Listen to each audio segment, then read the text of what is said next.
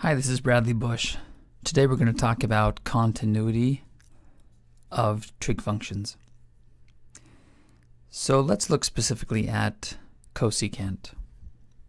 So if we look at the problem, where is the function 8 times cosecant quantity 11x continuous? Well, the answer is everywhere it's defined. Because lucky for us, trig functions are continuous on their domain, meaning they're continuous everywhere they're defined. So that takes us back to the question, well, where exactly is cosecant defined? And we have to go way back, maybe even remember some trig, which maybe we don't remember. So let's do a little trig review. Cosecant x is defined on the interval -infinity to infinity, meaning everywhere except where the input x equals n times pi. And when I say n times pi, what I'm really saying is integer multiples of pi, where n is an integer. So in other words, -3 pi, -2 pi, -pi, 0 pi, 2 pi, and on. So any integer multiple of pi. So if we look at the problem that we were dealing with,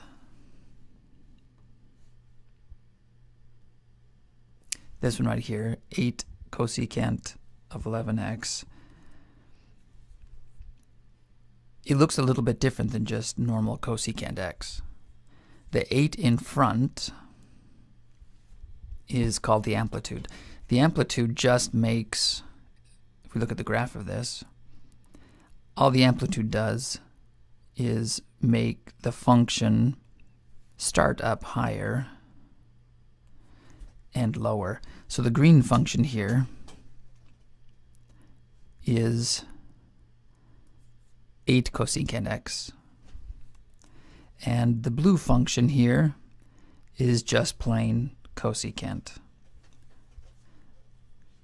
So you can see the difference. So the 8 in front, that little number that controls the amplitude, meaning how far it goes up and goes down, doesn't really affect the continuity at all. It doesn't affect where the discontinuities are. But the number inside this right here, the 11, that will change where it's continuous and where it's not continuous, because that 11 inside controls the number of oscillations that the cosecant function makes in a distance of 2 pi. So if you take a chunk of 2 pi length, cosecant of 11x will have 11 times more oscillations than just cosecant of x would have in that same distance of 2 pi. So we're going to have 11 times more discontinuities. So that kind of helps us. So going back to our question, where it's defined, we know that cosecant is not defined anywhere where the input is n pi. So that begs the question, where is the input n pi? Well, we know our input is 11x. So if we set our input equal to n pi and then solve for x, it'll tell us exactly what we are looking for. So we set 11x equal to n pi. We divide both sides by 11 to cancel that right there, and we get x equals n pi over 11. So the answer to our question then,